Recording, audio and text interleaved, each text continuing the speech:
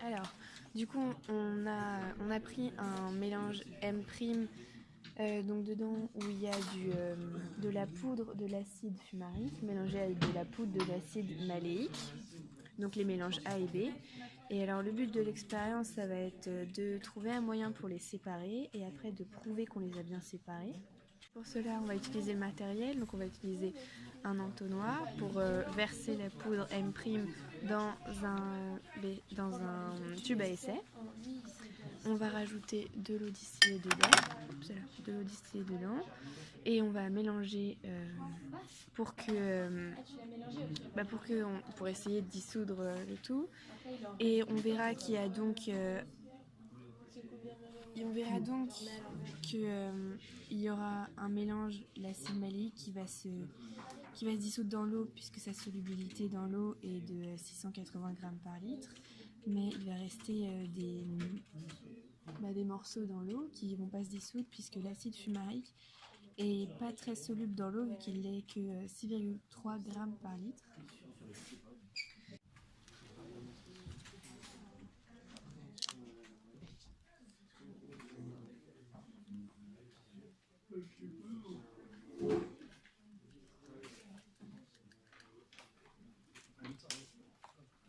Donc on verse la poudre à l'aide de l'entonnoir dans le tube à essai.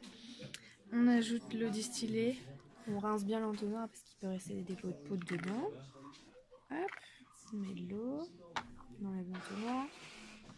On bouche le tube à essai pour pouvoir mélanger.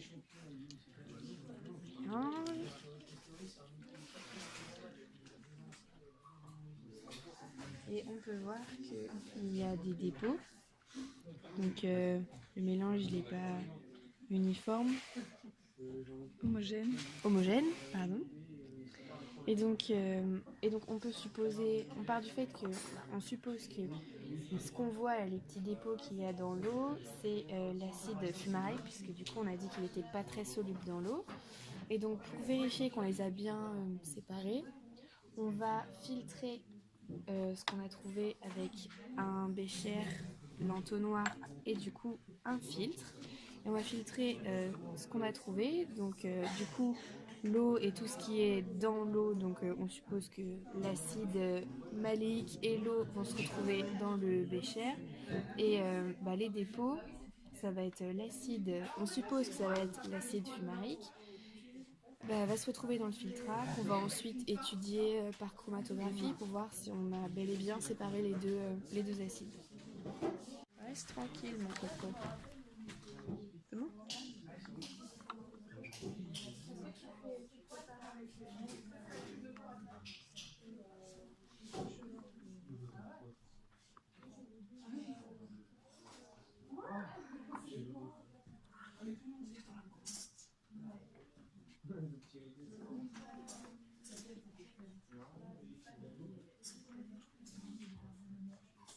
Rince peut-être.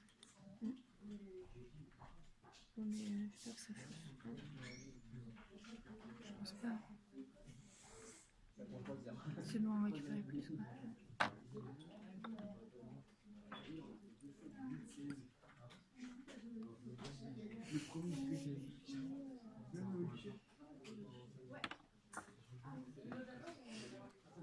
On peut voir qu'il reste des dépôts blancs, alors que ici nous avons un mélange d'acide maléique avec l'eau.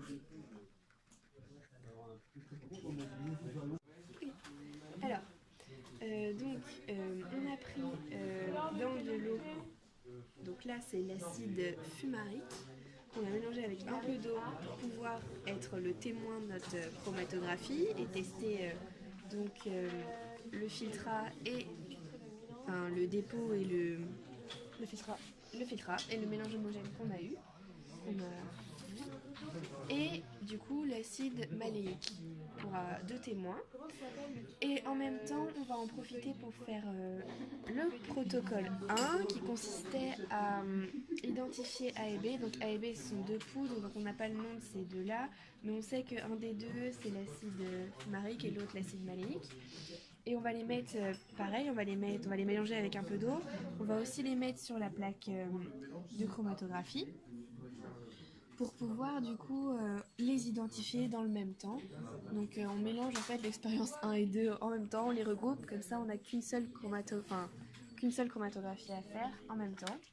Donc une fois qu'on aura déposé les petits dépôts mélangés avec de l'eau grâce au cure-dent qu'on prendra et qu'on déposera sur les points qu'on aura nommés pour bien les identifier, on va les mettre dans la cuve à chromatographie où dedans on a mis un peu d'éthanol et on attendra que les dépôts qu'on a posés atteignent environ ouais, jusqu'ici, donc à 1 cm, 1 ou 2 cm du haut de la plaque.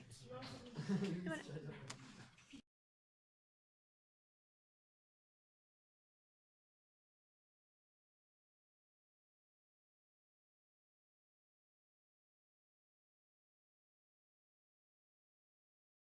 Vous allez faire une vidéo? Voilà, on va laisser la plaque jusque quand? Merci. Donc là, on vient de mettre l'acide maléique mélangé à de l'eau.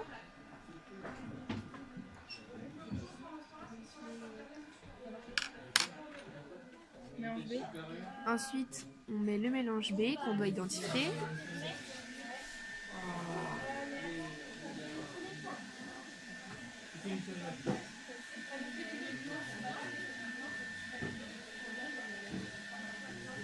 Et ensuite, on va mettre le contenu homogène qu'on a trouvé. Quel t'as utilisé?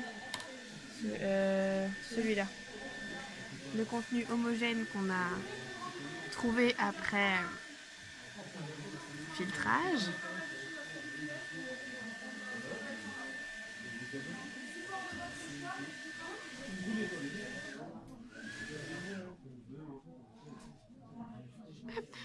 Et on la met dans la cuve à chromatographie. Rejoindre la plaque où il y avait du coup l'acide fumarique, le mélange A et le dépôt. Voilà.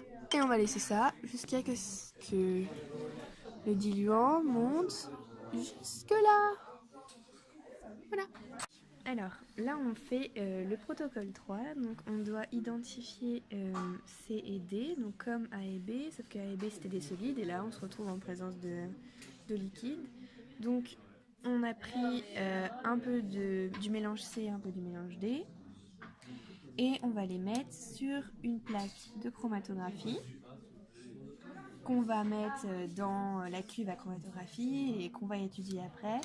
Vu qu'on a déjà nos témoins sur les autres plaques qui sont en train de se faire, et on a juste à tester C et D, puisqu'après on va les comparer avec ce qu'on a trouvé sur les témoins, avec les témoins acide fumarique et acide maléique.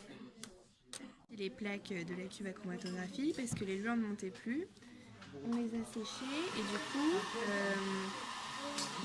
on suppose que le mélange homogène qu'on a appelé Elphi et l'acide maléique monte à la même hauteur vu que le mélange homogène s'est complètement mélangé avec l'eau et comme l'acide maléique est très soluble avec l'eau, on suppose qu'il monte à la même hauteur. Et on suppose aussi donc que le dépôt et l'acide fumarique montent aussi à la même hauteur vu que le dépôt du coup il s'est pas mélangé avec l'eau et que cet acide là n'est pas soluble ou très peu avec l'eau. Donc on va tester tout ça avec les rayons UV.